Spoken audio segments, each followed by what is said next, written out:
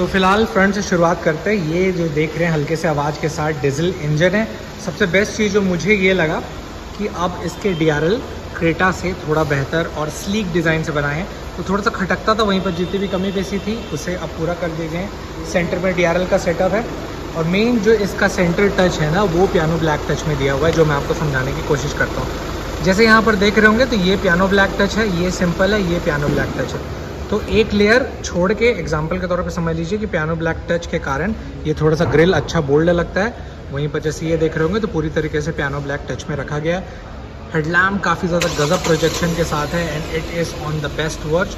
DRL के close form पे बता देता हूँ, दूर से ये ऐसा लगता है कि सिर्फ 3 सेट पे है और 3 सेट पे देना चाहिए था, मन में ऐसा लगता है। बट ऊपर के अलावा जो दूसरा लाइन है ये एक स्ट्रीम लाइन है, फिर आ जाता है 2 और नीचे। तो ये था क्विक डिज़ाइन। अब वहीं पर अलॉय व्हील से बहुत सारे लोग वाकिफ़ हैं। बहुत बेस्ट चीज़ रहती है अलॉय व्हील की सेटअप। शुरू से Hyundai गजब से अलॉय व्हील का सेटअप देता है। तो वो सामने भी देख रहे होंगे Hyundai, और पूरी तरीके से मैं बोल सकता हूँ कि पियानो ब्लैक टच में ये मिलता है। अब बोलो कि टायर्स दिए हुए हैं और आप सेक्शन पूछेंगे तो 215/55 R18 के जैगेंटिक सेक्शन मिल जाते हैं। अब इन सब चीज़ों के बाद अगर मैं ऑफकोर्स ये टॉप मॉडल 360 डिग्री कैमरा तो वगैरह सब देख लिया, अंदर मैं एक बार दिखाता हूँ कि क्या चीज़ें जो बाहर का जैसे जितना भी लुक है उसके कंपैरेटिवली अंदर क्या मुझे खटका और क्या सही लगा वो बताता हूँ। तो अब मैं फ़िलहाल आ गया हूँ इंटीरियर के तरफ। तो AC के वेंट्स फ़िलहाल चालू और ठीक ठाक कूलिंग तुरंत में करके ये दे रहा है। सामने में जो सबसे ज़्यादा चेंजेस और एक क्लासीपन जो मुझे लगा ना वो मैं बताता हूँ। सामने आप देख रहे होंगे कलर कॉम्बिनेशन बहुत सटीक है और ये सिंपल ब्लैक ना देते हुए पियानो ब्लैक टच में रखे हैं और जो मिडिल इंसर्ट है ये सिल्वरिश है। अब ये जो बोलने का तात्पर्य मैं समझाता हूँ, ये जैसे ग्लॉसी ब्लैक है जिसे आप पियानो ब्लैक टच कहते हैं, वहीं पर नीचे देख रहे होंगे तो ये शांत देता है। और वहीं पर क्लोज से मैं शॉट दिखाऊं तो यहाँ पर देखिएगा एम्बिएंट लाइट वाइट कलर की ब्यूटीफुल इनपुट के साथ मिल जाती है। इसके अलावा सेंटर में ऑफ कोर्स इस डिजिटल फॉर्म से आप पहले मुलाकात कर चुके हैं, बट ओवरऑल फील भी काफ़ी ज़्यादा स्मूथ ये रहता है। वहीं पर जैसे हम ID स्क्रीन के बारे में बात करें तो ठीक ठाक ब्राइटनेस के साथ, फिलहाल शाम की स्थिति में मैं इसलिए दिखा रहा हूँ कि कितनी वो ब्राइटनेस दिखती है नॉर्मल वे पे वो समझने के लिए। और वहीं पर जितना भी ये ब्राइटनेस कंट्रास्ट है, एग्जांपल के तौर पे जैसे 1-2 घंटे बाद पूरी तरीके से रात होगी तो ये अच्छा लेवल पे चमकेगा। मेन जितना भी रोशनी वो खटकता है शाम के समय में, तो शाम के समय में कुछ ऐसा दिखेगा। बगल में हमारे भाई बैठे हुए हैं और ये बैठने के बाद कंफर्टेबल, इनका साइड एडजस्टिंग हमने सामने तक किया है जिसके कारण पैर वो आगे तक जा रहा है। और वहीं पर जैसे पीछे शिफ्ट करेंगे तो करेक्ट पीछे बैठने के लिए जो भी भाई बंधु बैठेंगे उनके लिए वो आसानी हो जाएगा। फिलहाल अभी जो आप देख रहे हैं ये ऑटोमेटिक वेरिएंट और AC सेट के साथ ये जो छोटा मोटा कंट्रोलिंग दिया हुआ है इट इज़ क्वाइट गुड। और वॉल्यूम टेम्परेचर आप इस प्रकार से पूरी तरीके से चेंज कर सकते हैं। इसके अलावा हल्का सा मैं को ड्राइवर पर्सपेक्टिव के हिसाब से गाड़ी कैसे दिखती है वो भी दिखा देता हूँ। तो यहाँ जैसे देख रहे होंगे सेम इसी कलर को लेयर बनाते हुए यहाँ पर रखे गए हैं। इसमें भी वही सेम सिल्वरिश इनफ्लोट है। अब जो मेन डिफरेंस है जो मैं उम्मीद कर रहा था इन्होंने और क्लासी बनाने के लिए वो चीज़ नहीं किया, वो बताता हूँ। कभी भी जैसे टॉप मॉडल रहता है तो ये क्रोम टच में रखा जाता है, तो इसे क्रोम टच में ना रखे सिल्वरिश इनपुट रखा गया, ये और ये दोनों। और वहीं पर जैसे लहर ये सेंटर में जाता हुआ और ये सिंपल ब्लैक आपको मिल जाता है। ऑफ कोर्स बोस के स्पीकर्स हैं, टॉप मॉडल है। और टॉप मॉडल का भी एक दुख है जो मैं बता देता हूँ कि इसमें आपको सनरूफ प्रोवाइड नहीं कराए गए हैं। तो डीजल में सनरूफ नहीं देने का बहुत सारा चीज़ है। मैं एक सिंपल पैमाने में बताता हूँ कि पूरी तरीके से मुझे कॉस्ट कटिंग का एक खेल लग रहा है। और फिलहाल जैसे देख रहे हैं पीछे का लाइट, तो पीछे का लाइट जलने के बाद ये भी जला है और वो भी, और ये सटीक। अब सीट कंफर्ट कैसा है, तो पीछे भाई बैठे हैं हमारे मनीष, और अगर मैं कंफर्टेबल बोलूं तो ये 6 सीट के साथ है, तो ठीक ठाक थाई सपोर्ट और हेडरेस्ट के स्टेबिलिटी मिलती है। वहीं पर थाई सपोर्ट, मनीष कैसा है भाई थाई सपोर्ट? थाई सपोर्ट यहाँ पे एडजस्टेबल है तो बहुत ही अच्छा है। और प्लस में सबसे अच्छी चीज़ ये है कि इसमें वेंटिलेटेड है।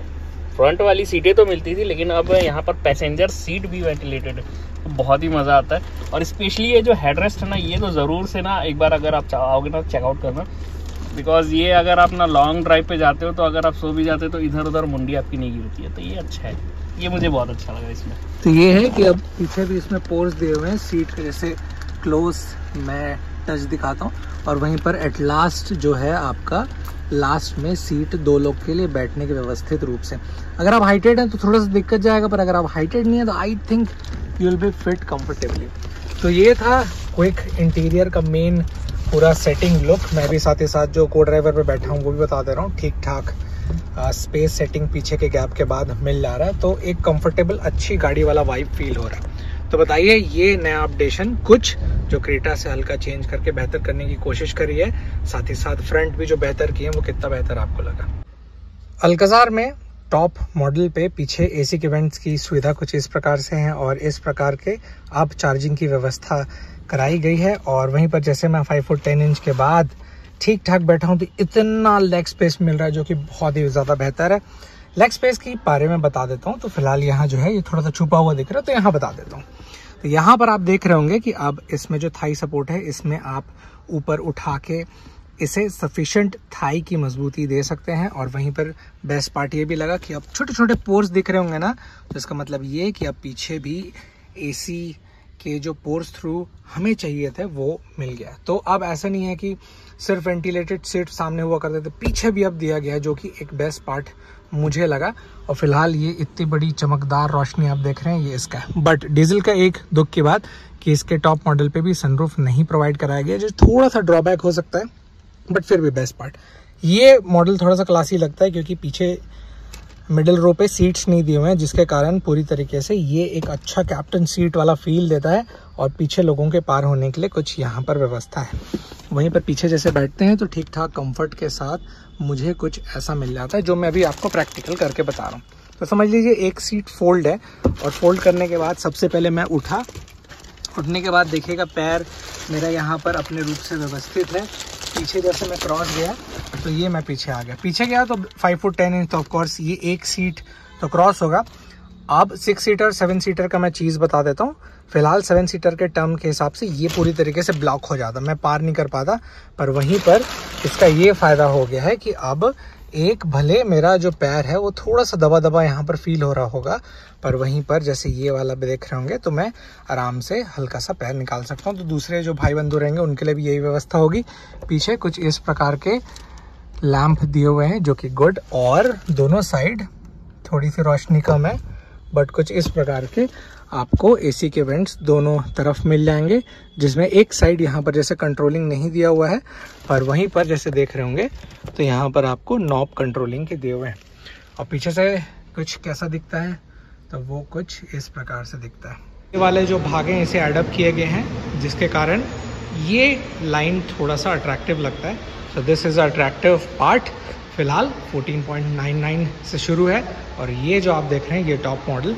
इस अट्रैक्टिवनेस के साथ ये गाड़ी ओवरऑल कंक्लूजन पे आपको कितना बेहतर लगा, please let me know in the comment section.